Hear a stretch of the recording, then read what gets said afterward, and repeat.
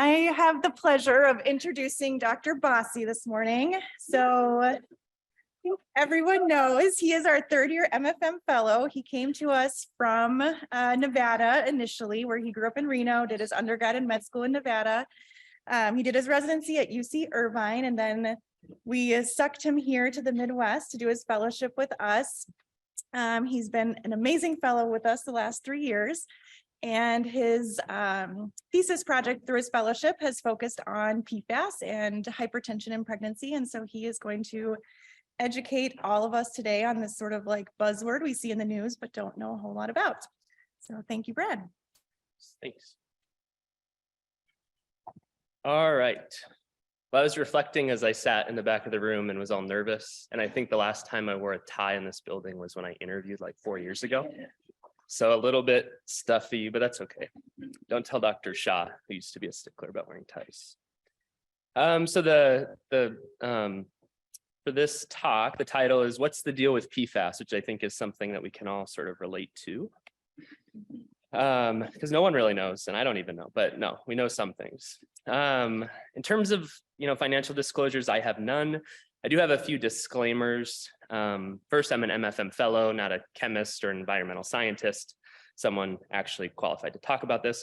But I do know about some of what's been said in the literature and kind of what's happened locally and where we're going. In terms of disclaimers continued, does anyone know what this stands for? With a dog.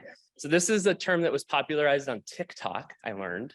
But it's something that my wife refers to us commonly, which is a dinkwad, which is double income, no kids with a dog. So we're a little dog obsessed. We have a dog child. His name's Walter.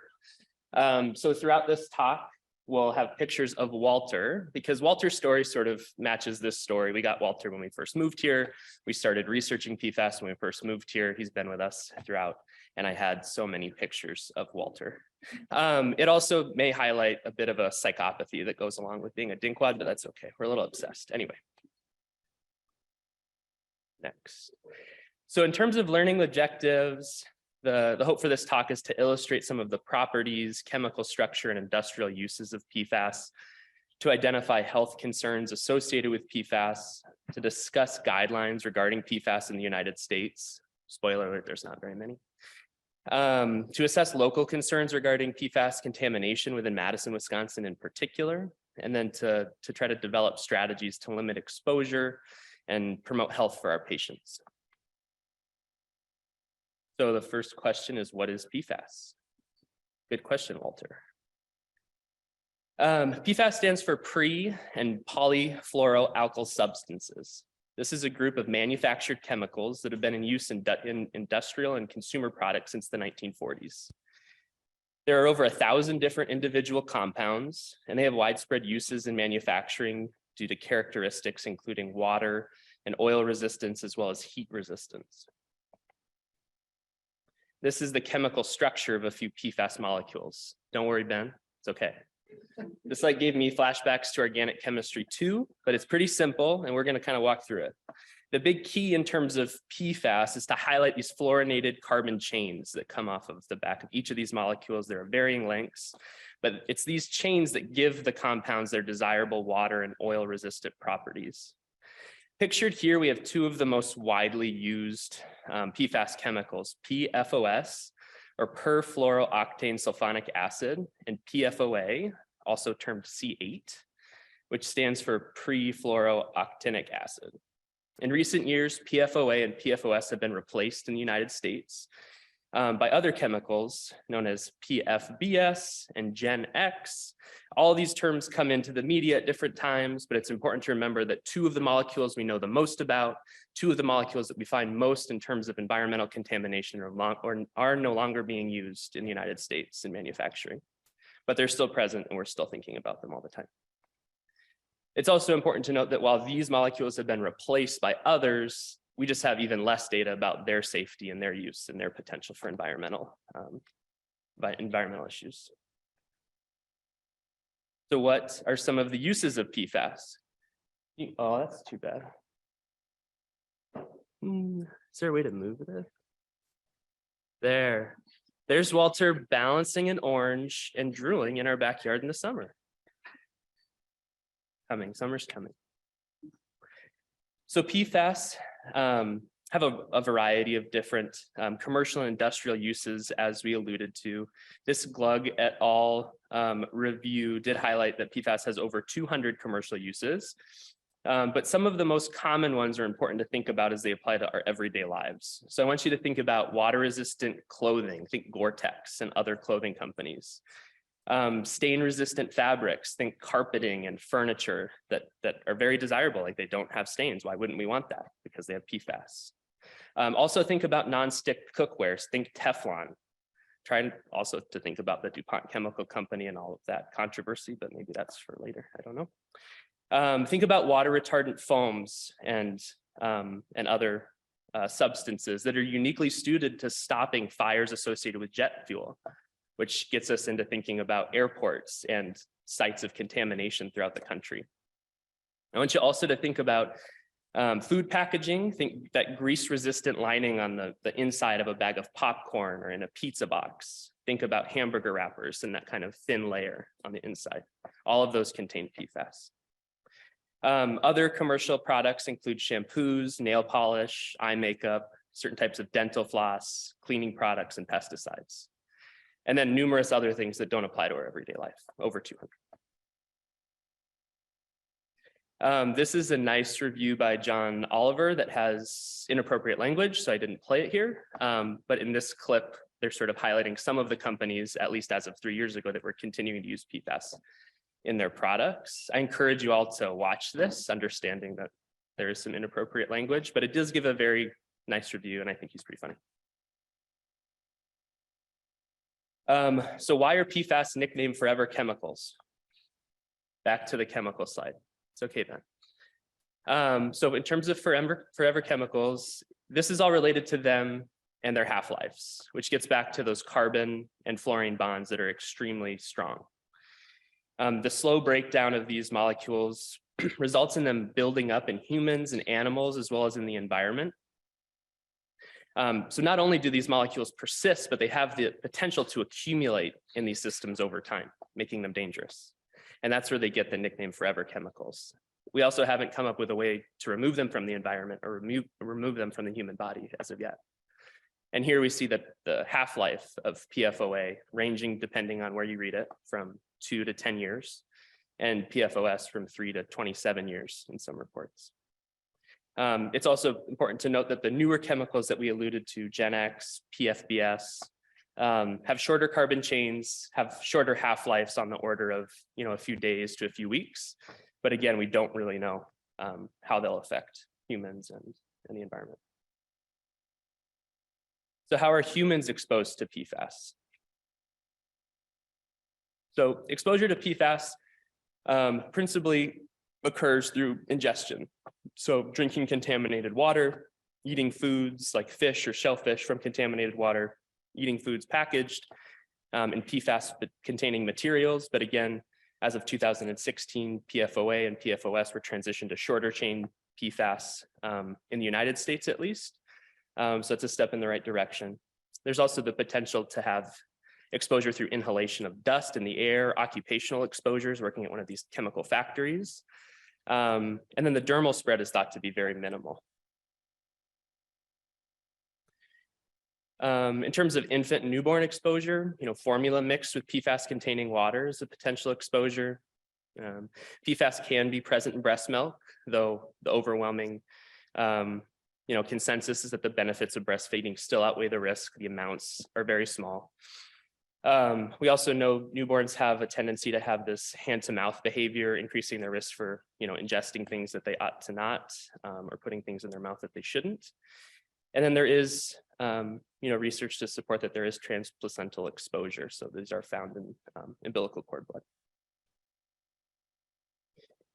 blood. This is a nice diagram, and there's many different examples of diagrams like this one on the internet. It sort of demonstrates the complexity between PFAS production and opportunities for environmental contamination and risks for exposure. So if we look, maybe we can use this. Yeah, if we look over here, we see kind of where PFAS would be produced and used in industry. Some potential wastewater would be discharged directly into local, water and rivers. Some would make it to a water treatment plant, hopefully. The sludge from that plant would make its way to a landfill. And then the leachate or the liquid that would collect under a landfill would then make its way back to a water treatment plant and give an opportunity to reintroduce these ever-present chemicals back into the system. We see outputs from the water treatment plant going to biosoils and farms, leading to food production for humans. If we go back to where PFAS is produced, it enters the air in some circumstances, going over to residential homes. And then the products that are produced here, as we already alluded to, include all of those different products and food packaging that go directly into our homes. From the groundwater, from firefighting foams, which again, if we think about a little airport being right here, there's a lot of different pathways for these chemicals to enter local surface water and then go further into groundwater, which we then have a risk of drinking. So it's a very complicated system, but at each step you can imagine, from the residential home, we have, consumer products that we want to get rid of. Those make their way to the landfill and then re-enter this circuit. So it's never ending. So is PFAS exposure harmful? And there's thousands of scholarly articles looking at this and the various health effects. And no matter what we do in terms of looking in a human population, this epidemiologic data can only suggest associations that exist. And this is a very difficult topic to study. There's thousands of different PFAS of potentially varying different effects and toxicity levels. Most focus on the better known PFOS and PFOA, but there's thousands of others. Exposure occurs in different ways and at different stages in life. And types and uses of PFAS change over time. So it's really difficult to determine which PFAS molecules may be affecting patients when. Certainly certain groups may be at higher risk overall too. So we think about, potential occupational exposures. We think about differences in environmental contamination between populations. So a study done in Madison wouldn't translate to a study done in Sweden or China necessarily. It really depends on your local exposure. Thinking about pregnancy status might perk up a few ears in the room now that you're all asleep. In terms of pregnancy status, we think about the counseling of our patients, having them drink 8 to 12 cups of water in a day, and are we increasing their exposure? It's tough to say where that water's coming from or what the content of PFAS is in that water. And then we think about childhood exposure, increased consumption to overall size, whether it's water or food or that hand to mouth behavior, exposing them to dust, carpet, toys, cleaning products, etc. But what is known in the literature is there's many potential health complications associated with PFAS that may lead to things including altered hormone levels, digestive inflammation and ulcerative colitis, risk of cancer, including prostate, kidney, and testicular cancer, liver damage, thyroid disease, increased cholesterol and or risk of obesity, and then altered immune function, namely decreased response to vaccines. This was a nice figure from Fenton et al., who did a great review looking at all the different effects of PFAS as suggested in the literature. And again, it's sort of blocked, but the dashed lines are things that might have a little bit lower certainty in the literature, and the firm lines are indicating things that have a higher level of certainty. So there's pretty clear associations with thyroid disease, increased cholesterol, liver damage, kidney cancer, testicular cancer, as well as delayed mammary development in newborns, reduced vaccine responses in newborns, lower birth weight. This is ever evolving. So some of these things that are more questionable, if you look at a different source, will highlight that they're pretty well supported. But we get back to ulcerative colitis, issues with infertility, associations with hypertensive disorders of pregnancy, miscarriage risk, obesity in the newborn, and those things. So a lot of different potential issues. So to distill that down, looking at potential risks of PFAS in pregnancy for our audience, thinking about issues with infertility or subfertility, potential increased risks for miscarriage, hypertensive disorders of pregnancy, low birth weight, hormonal changes in the fetus leading to early onset puberty or childhood obesity, and then decreased responses to vaccines. But it should be noted that a lot of this data, if you look at a handful of papers, there'll be a wide mixture for all those reasons that we alluded to before. Papers supporting these associations and papers that dispute the association. Of particular interest related to my research, PFAS and its association with hypertensive disorders of pregnancy. It's clear in the literature that exposure to PFAS in pregnancy has been found by some studies to have positive associations with gestational hypertension and preeclampsia, but not by all studies. These inconsistencies in results may be due to differences related to study population, timing of measurements, exposure doses and duration of exposure, and then the specific PFAS compound or compounds and mixture that have been exposed to these populations. This is a little spoiler alert, but it prompted our team to perform a pilot case-controlled trial at Meritor, looking at the presence of PFAS in the serum of 20 patients with preeclampsia versus 20 controls. And these serum samples were compared using liquid chromatography and tandem mass spectrometry. What our findings was that all of the maternal samples contained some degree of PFAS, which isn't surprising, as almost 96% of us have some detectable level of PFAS in our blood.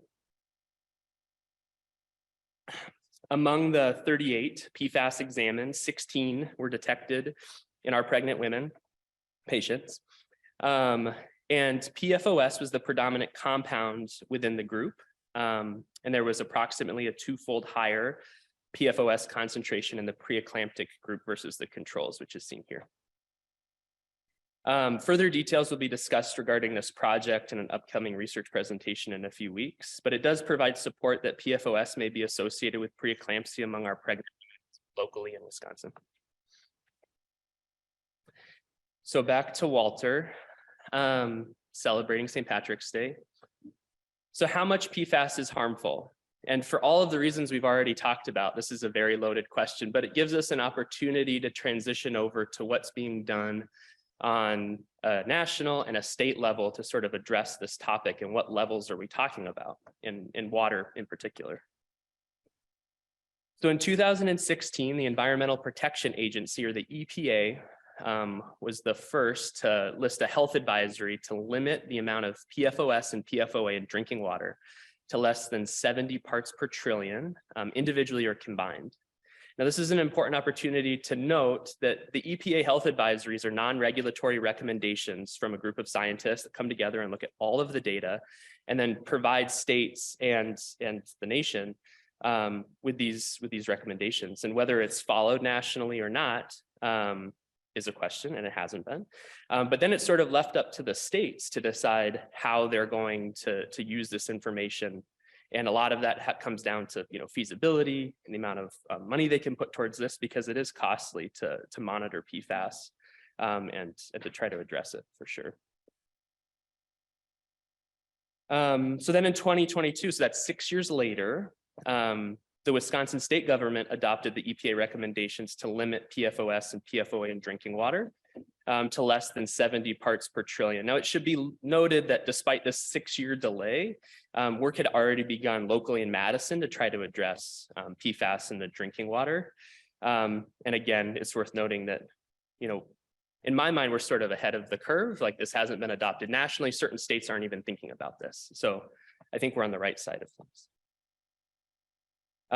As soon as we adopted it, the EPA came out with a new recommendation as more data was coming out about certain PFAS chemicals, making an even more stringent recommendation saying that PFOA should be kept to less than 0.004 parts per trillion from 70, and PFOS should be kept to 0.02 parts per trillion. To think about that, that's like 4 to 20 drops of a chemical in an Olympic-sized swimming pool. So they're taking it pretty seriously, and it's because those compounds can accumulate over time. They also brought into the picture this Gen X chemical, as well as the PFBS. Those two chemicals were those that had replaced PFOA and PFOS in commercial use in the United States. And then this is sort of hot off the presses from the EPA. So just a few weeks ago, they announced a proposal for PFAS to do a national drinking water regulation, addressing 6 different compounds listed there. If carried out, this would be the first national guideline regarding PFAS. And if fully implemented, they suggest that this would prevent thousands of deaths and tens of thousands of serious PFAS attributable illnesses. They anticipate that the regulation will be finalized by the end of 2023, which I think is a little optimistic, but I'm here for it. The proposal highlights maximum contaminant levels seen in the right column here for PFOA and PFOS of 4.0 parts per trillion. And again, that's taking into account like if this was seen to be above that, that would be like an enforceable level, something that we could, take action on. They also list an MCLG, which is essentially to look at like what a proposed health level would be of 0 for those chemicals. They then list, 4 other chemicals that should also be evaluated kind of together in mixture, giving this hazard index of less than 1.0. So it's all to say that a national guideline would be a really big step in the right direction related to these compounds. They also propose that this would require public water systems to monitor PFAS, to notify the public of PFAS levels, and to reduce levels of PFAS in drinking water if they exceed the proposed standard, which sounds like a great idea. But needless to say, the safe amount of PFAS in drinking water is definitely a moving target, or has been since 2016. And the topic is of some debate. Some people think that the EPA is kind of overshooting, that this will never be feasible to implement. But the EPA is, using science to say that this is potentially harmful to our citizens, and we need to think about it.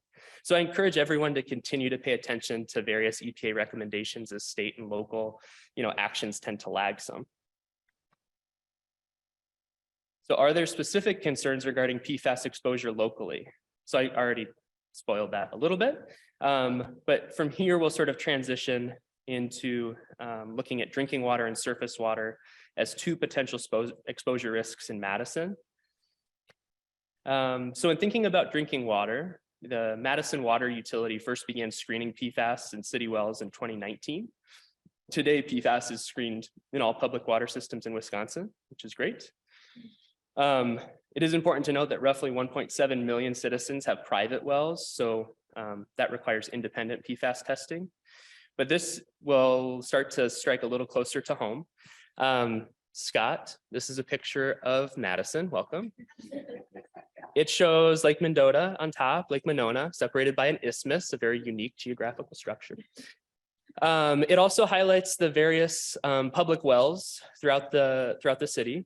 And then there's some interesting further highlighted wells over on the east side, which we'll get into. At this point, it's important to think about some other geography that I wasn't previously familiar with. So Lake Monona is seen here.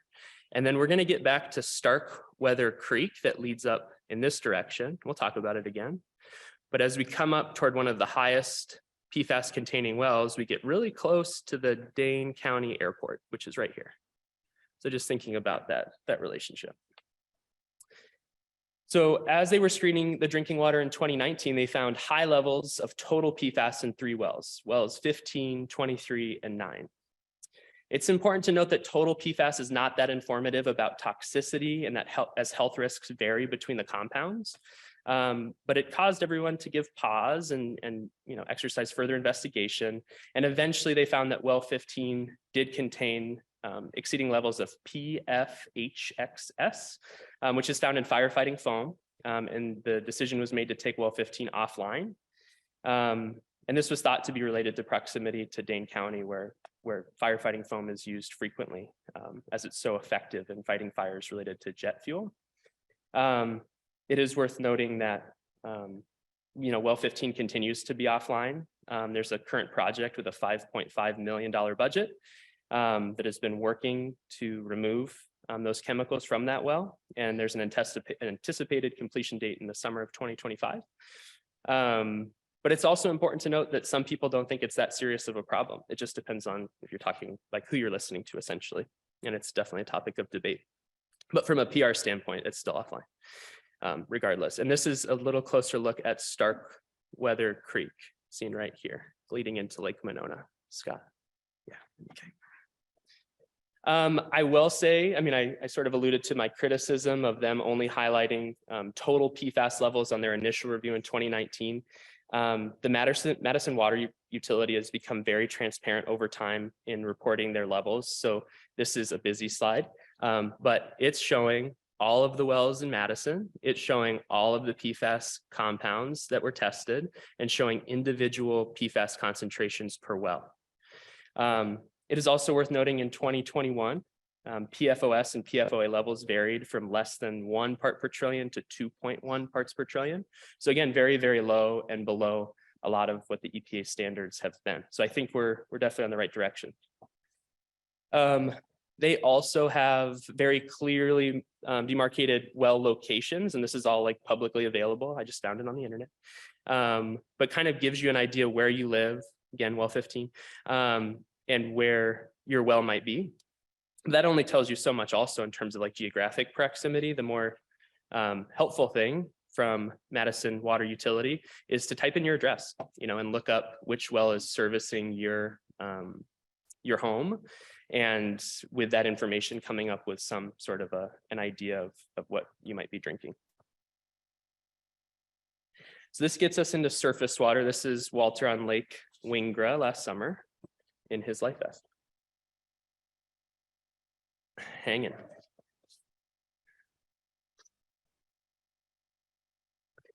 So surface water has become also of concern. The Wisconsin Department of Natural Resources has found detectable levels of PFOS and PFOA in Madison area lakes and along the Yahara River. So we see the lake chain sort of demarcated here, Mendota, Monona, which we're all familiar with. We sit somewhere right here today next to Monona Bay. You can see the concentrations in Monona Bay were around 5.5 parts per trillion, deeper parts in Lake Monona at 9.23, which is pretty dramatic, pretty high. Here I also note that PFOS levels in Stark Creek, which again is up here by the airport and east of town, range from 1 to 3,700 parts per trillion. So a site of definite contamination, and that's still continuing to flow right into Lake Monona. And this is just to kind of hammer that home. So this is Walter on Monona Bay with the Capitol behind him.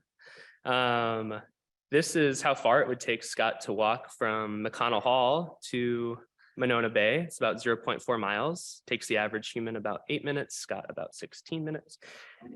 He is doing fine though. He's surviving fellowship. We love that. But it's right at our front door. It's right there.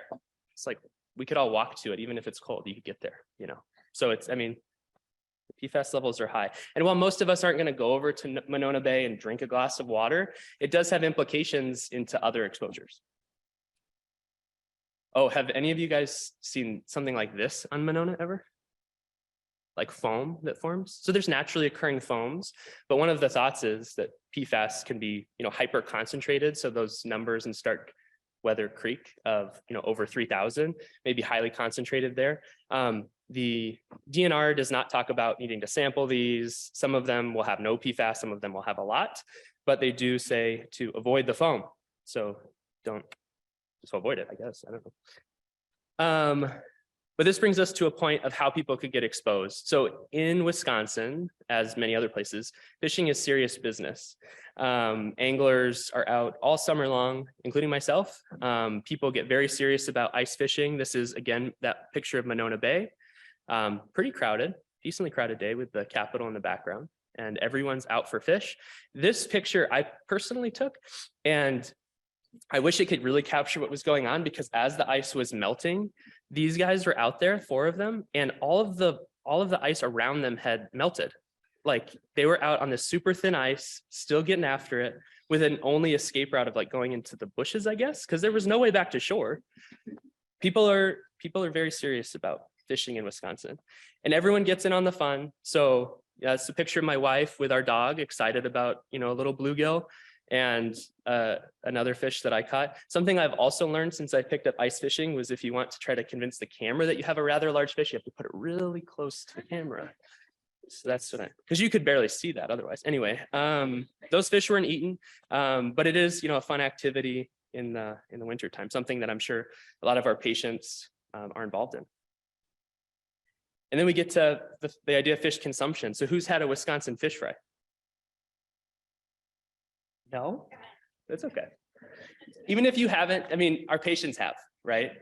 A lot of our patients have. This is a culturally important thing that I didn't really know about until I moved here. Have you had a fish fry, Scott? Nice, nice. But some of the fish certainly caught from our waterways are being used in fish fries, but locally by our citizens who are out there so diligently trying to catch them. With the testing of our local waterways, the DNR did list some guidelines regarding fish consumption, listing that certain species should be not consumed more than once per week, like bluegill, and should be limited in their consumption to less than once per month for species like common carp, largemouth bass, northern pike, walleye, and yellow perch. It's important to note that these guidelines are not related to pregnancy in any way. They're just general public health guidelines. And if we think back to that high-risk time in someone's life, and pregnancy maybe being one of those, maybe these guidelines aren't stringent enough. And then this is another table from the DNR. This is currently on their website. I liked this table because it started to highlight patients that might be at higher risk, so like reproductive age women and children under 15, and had a little bit more stringent limitations on what they should be consuming versus women over the age of 50 or men. Again, irrespective of pregnancy status. So something to think about. It's also important to note that the FDA thinks that it's okay to eat, about 12 ounces of oceanic fish per week, or about 2 meals. Ocean fish generally have lower levels of mercury, with the exceptions of things like swordfish or shark and mackerel, which should generally be avoided due to their high mercury levels. And then the classic Wisconsin fish fry tends to include things like cod and haddock, as well as perch, so lower risk fish or oceanic fish. So probably not an issue for our patients to go out to a restaurant as long as they know what they're eating. So what can be done to limit exposure? And it's important to note again that there's no identified treatments to remove PFAS from the human body. So steps need to be done to limit exposure throughout our lives. Oops. So first, in terms of limiting exposure, I think it starts with being an educated consumer, avoiding purchasing PFAS containing products, thinking about reducing and reusing and recycling, and trying to avoid the landfill, as that can continue to contribute to problems. Considering assessing your own personal risks, so looking at your personal well data. You may also consider sending out a water sample from your home for PFAS analysis as a first step to try to understand if there's really a problem for you. And there's many labs that can be found online, with costs ranging from free, is what I saw, to a few $100s listed, and they test for different things. So kind of understanding what they're testing for will also be important. And then the next thing we'll get into is considering a filtration system if your water needs it. This filtration system should be certified by the American Standard Institute, or the NSF. So options for filtration, there are many. Granular activated carbon systems tend to be the least expensive. They work by binding PFAS in porous carbon surfaces and can remove PFOA and PFOS effectively. They may miss shorter chain PFAS. They also may be less effective at higher concentrations of PFAS. They're anywhere from several huge bottles that are this high that go in your basement and cost a lot, to smaller household units, things that can be attached to sinks or faucets, pitchers are marketed, and even water bottles. Does anyone else get this LARC targeted ad in their social media? I think it's just because I'm always, yeah. But this, the algorithm knows, man. And so they make a product that's fairly interesting. And I'm not supporting it. You all need to do your independent research, whether it's effective or not. But it has a UV potential that can remove bacteria, is what it claims. And the advanced version actually has a carbon filter that says it can remove PFAS. I looked at some of the data. It removes, if you're starting from a small point, it removes a lot of it, but clearly, if you were dealing with higher concentrations, it would likely be less effective. And then you have to figure out what to do with these carbon filters when they need to be changed, and to be effective, they do need to be changed. And so what are you going to do with the filter? Probably throw it away. So it's a little bit tricky.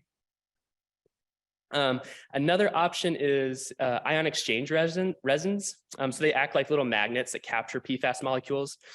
They're generally more effective than activated carbon, especially with shorter chain PFAS, less expensive than the next option we'll talk about. But then the resins need to be changed with some regularity. And then what are you doing with that after you have it? Probably throwing it away. Interestingly, the Wasu power plant put in a huge ion exchange resin. And in this article I was reading, it costs $800,000 to run annually. So it's not a permanent solution, and it's still expensive.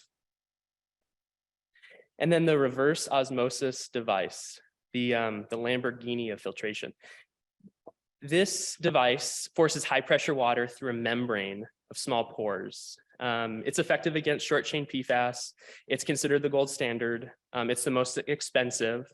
And these numbers were like something I read. I think that you can get a much more expensive one and maybe get away with a cheaper one, but you really pay for what you get for, as far as I can tell.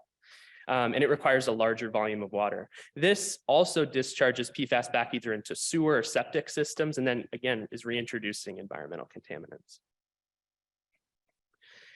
So what's the best option for you? I mean, it really depends on the type of PFAS that you're being exposed to and the concentrations.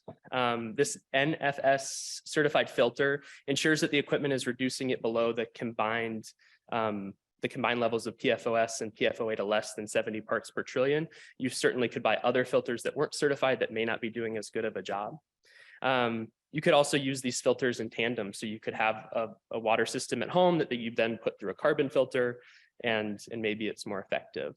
But it's important to note again that all of these options create a small amount of contaminated waste. And then research is ongoing in terms of how to destroy PFAS or remove it from humans or remove it from the environment, because all we're doing is filtering it out and then putting it somewhere else. So opportunities moving forward. I think as a group, we have a great opportunity to engage in patient education, measuring PFAS and drinking water for our patients, like just highlighting this as a potential problem that they may need to look into.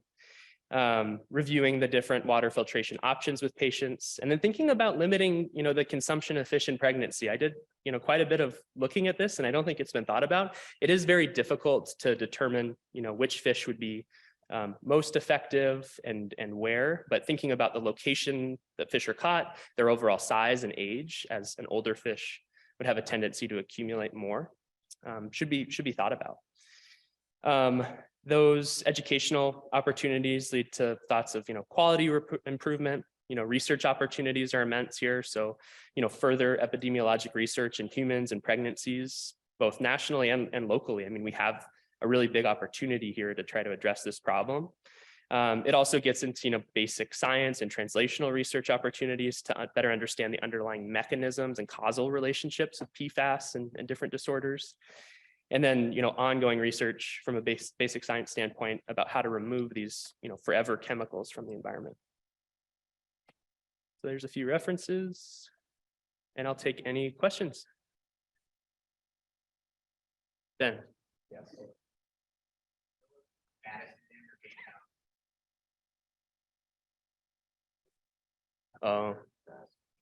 I don't in particular. I know that one project, that Well 15 project, has that budget of 5.5 million. I know there's a lot, involved, but I don't know a specific number for sure. And it's not just there. I mean, Madison Water Utility, the city of Madison, and the Department of Natural Resources, not only here, but throughout the state, are working really hard. I mean, La Crosse has issues, Wausau has issues too.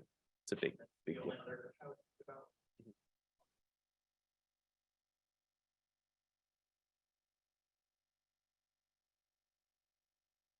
Totally. Yeah. When you showed that, yeah, I didn't want to call you out, but yeah. Well, like, is there an overlap with like economic status or well? Yeah. 100%, man. Yeah, I mean, you're hitting the nail on the head. I mean, we've been thinking about how we can study this better, thinking about geomapping some of the specimens we already have and seeing if there's an overlap. I think that'd be a great idea for a project that's pretty feasible. For sure. Right now we have like 40 or so that we've analyzed. We have about 40 more samples, so 80 total. Yeah, we're thinking about it, but I think we should continue. It's great. Any other thoughts? Oh, sheesh. There you go.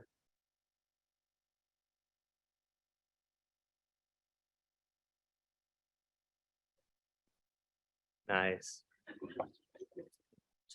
All right. Thank you, guys.